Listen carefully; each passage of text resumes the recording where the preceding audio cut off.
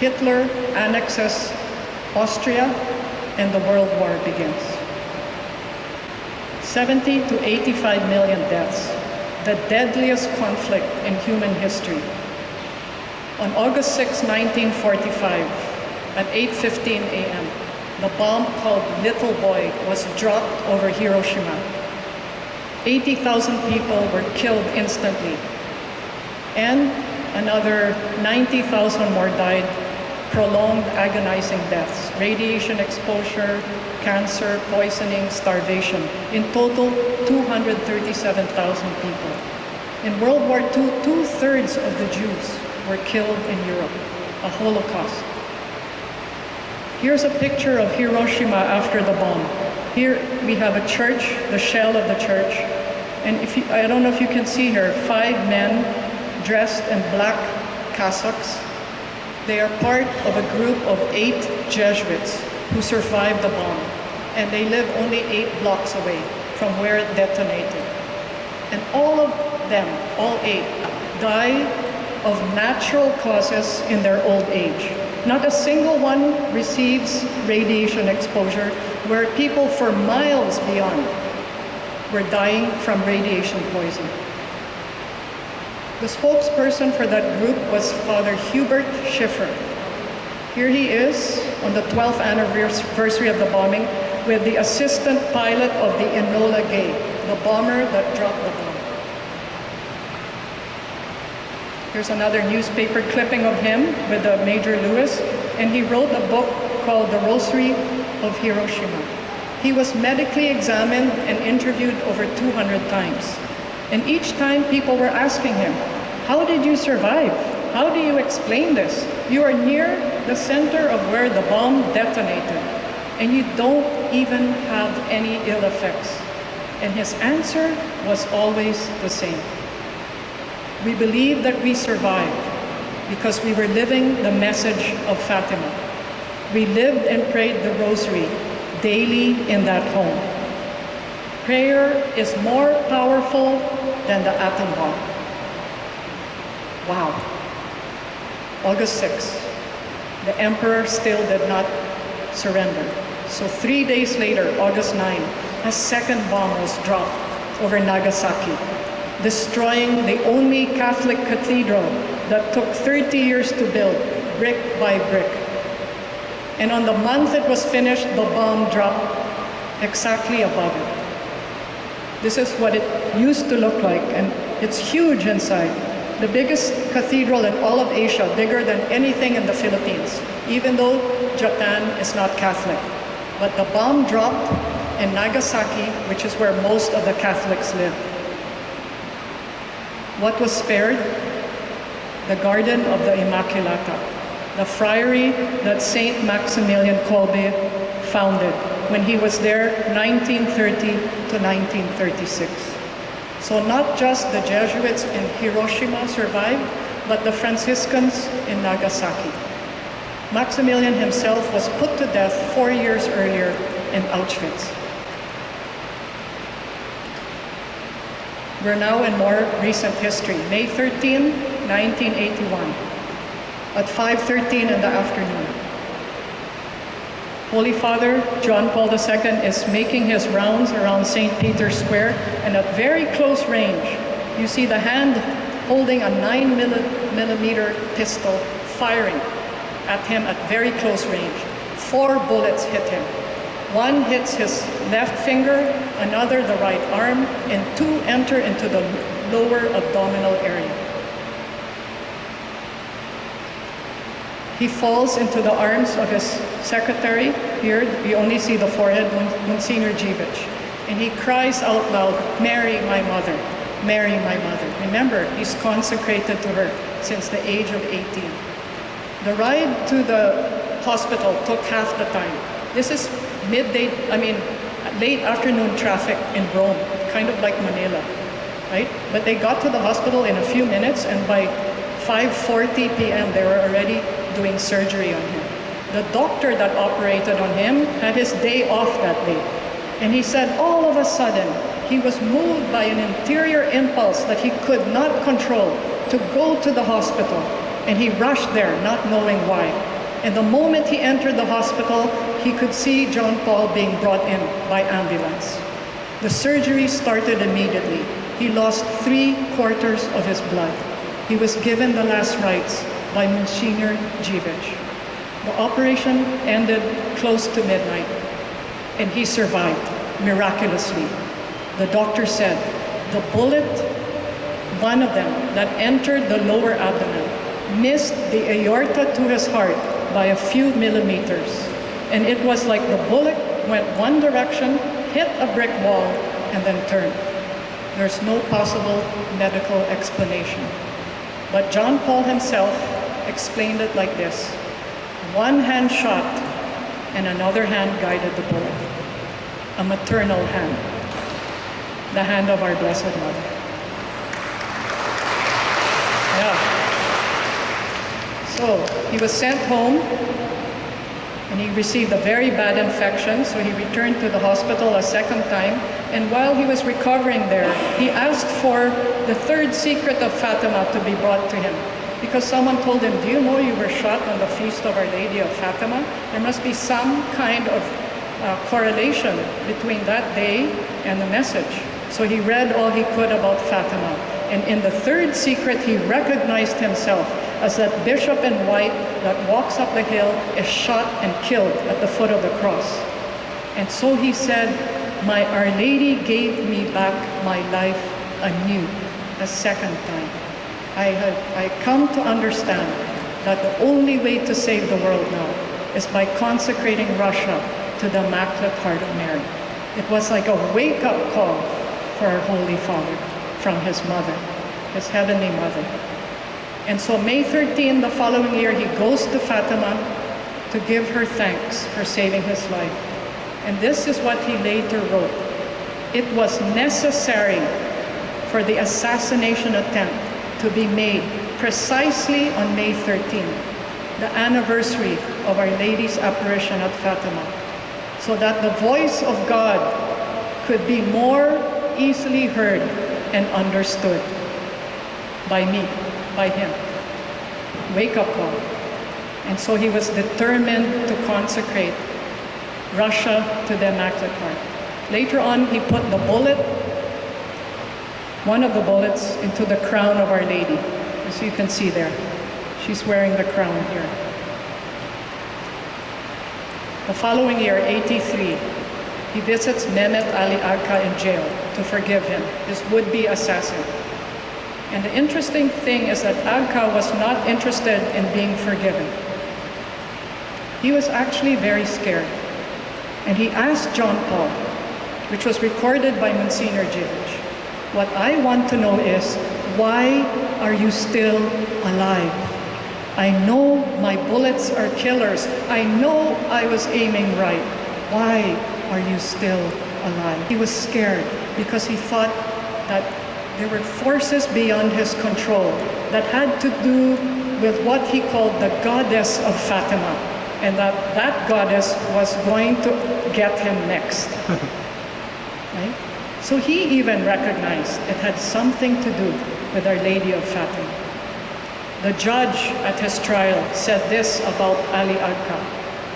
He was exceptionally gifted killer, used for exceptional assignments, and he was paid exceptionally well.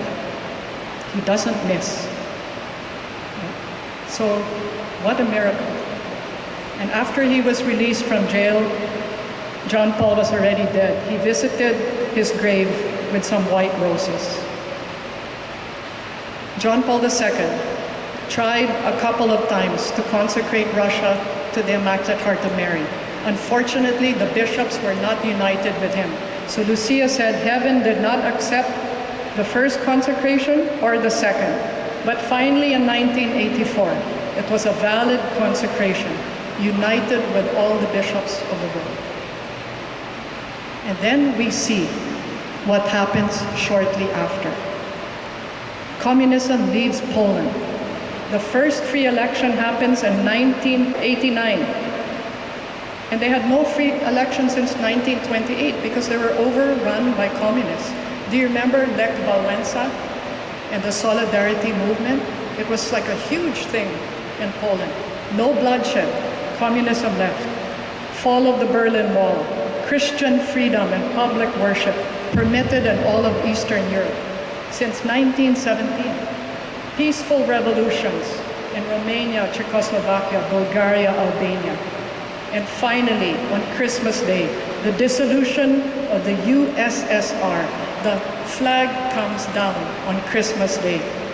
The papers for the dissolution were signed on the Feast of Our Lady, December 8th, the Immaculate Conception. Now, Sister Lucia dies, 2005, age 97, on February 13th. John Paul II dies 6 weeks later, April 2. His death is so absolutely providential because he was the herald, the announcer, the promoter of two devotions. First, Divine Mercy, and second, Fatima. In the year 2000, the first year of the new millennium, the first saint he canonizes on April 30 is Saint Faustina, and he declares that Sunday Divine Mercy Sunday, a major feast day in the church. 13 days later, he flies to Fatima and he beatifies Jacinta and Francisco, thanking Jacinta for also saving his life. Do you know that he was born after Jacinta died? How did Jacinta save his life? Because she kept praying for the Holy Father all her life, her young life, not knowing who the Holy Father would be. In eternity, there's no time. Our prayers can go backwards and forwards, right? So he thanked Jacinta. So he dies on a first Saturday, which related to Fatima, and he dies on the vigil of Divine Mercy Sunday. When we have an important vigil in the church, when do we celebrate it? An important feast day, Christmas and Easter. Those are our two main ones.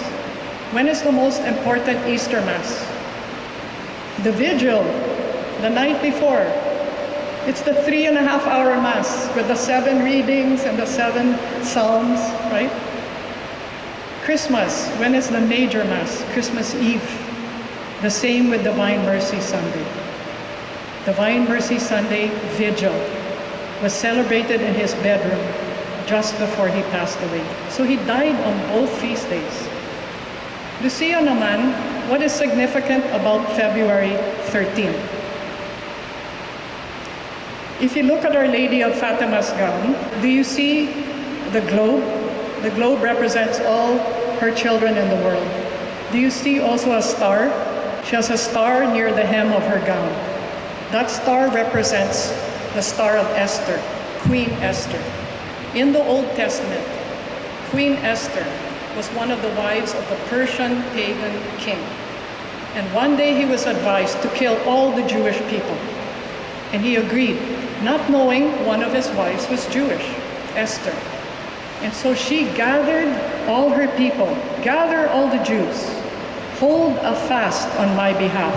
Do not eat or drink for 3 days, night or day. I and my young women will also fast. And then I will go to the king, although it is against the law. And if I perish, I perish. It was completely against the law for a woman or any of the king's wives to approach him without being invited. But Esther was courageous. She wanted to save her people and herself. So for 3 days, she put on sackcloth and ashes, did not touch a drop of water or one bit of food. And she, with full courage, went to the court of the king and asked him to spare her people. The king was so impressed with her courage and her beauty that he not only spared her people, he gave her the golden rod, which represents his kingdom. You can have half my kingdom. So this happens on the 13th day of the Jewish month of Adar, A-D-A-R. Do you know what month that is in the English calendar? It is February, the day that Lucia dies, February 13, the feast of Purim, P-U-R-I-M, that the Jews still celebrate to this day because of Queen Esther spared all their lives. And so Our Lady comes as a new Queen Esther, a Queen Esther begging before the king. spare my children. Spare my children. And in the meantime, she's asking us, please fast and pray. Please do penance. Please do prayer. Let's move the heart of the King. She's interceding. So in the plans of divine providence, there are no coincidences. Even the dates matter. Lucia, before she dies, she expressed concern that we are more interested in the sensational parts of Fatima, the secrets, the consecration, right? She said, no, no, no. God is asking us to obey the commandments, to love Him, and we will be judged on the commandments.